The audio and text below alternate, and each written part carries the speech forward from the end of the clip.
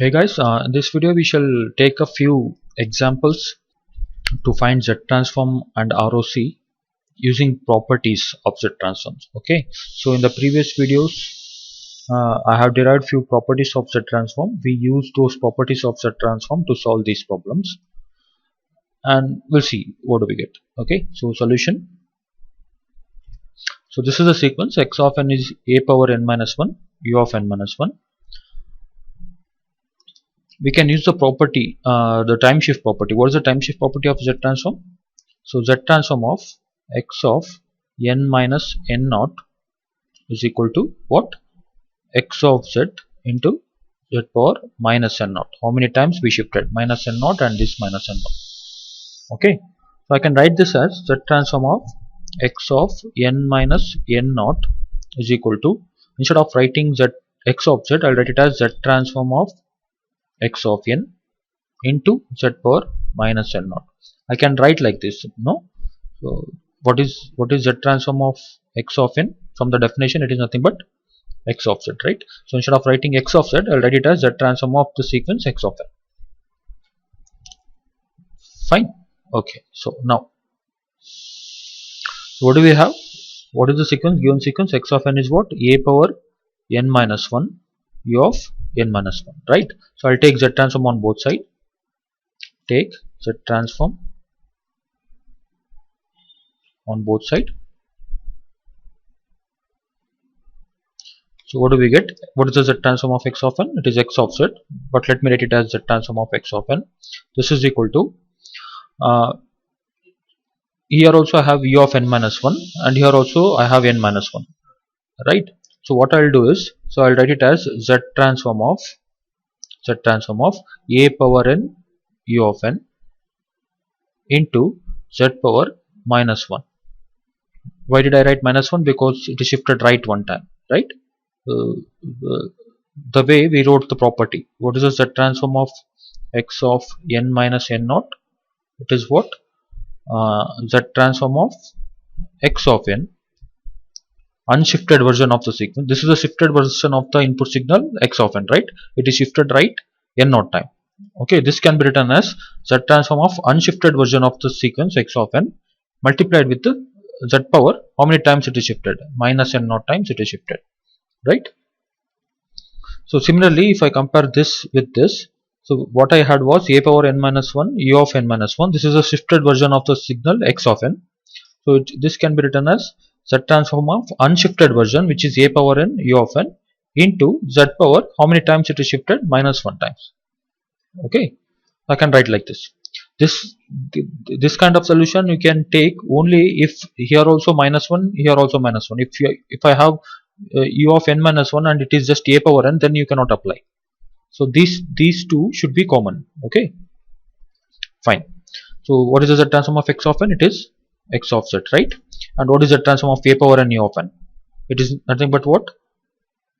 Infinite length right sided sequence, right? It is nothing but z divided by z minus a into this remain as it is, z power minus 1.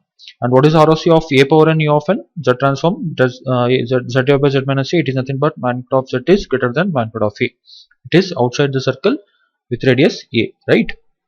Okay, now what happens? Z and this 2 cancels out. What I end up is x of z is equal to 1 divided by z minus a with magnitude of z is greater than magnitude of a.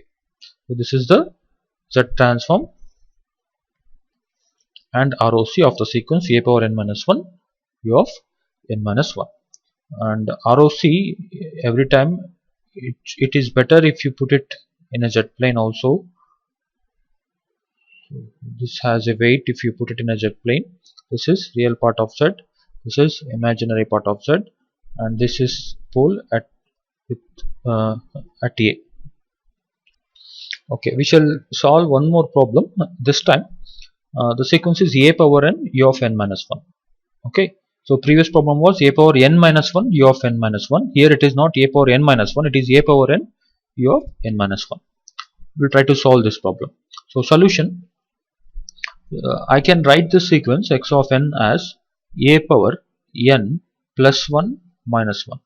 I can write like this, no, because plus 1 minus 1 cancels out, I end up with a power n into u of n minus 1. This remains as it is. So x of n is equal to, I separate the a part, a power 1 part, and remaining part is what? A power n minus 1.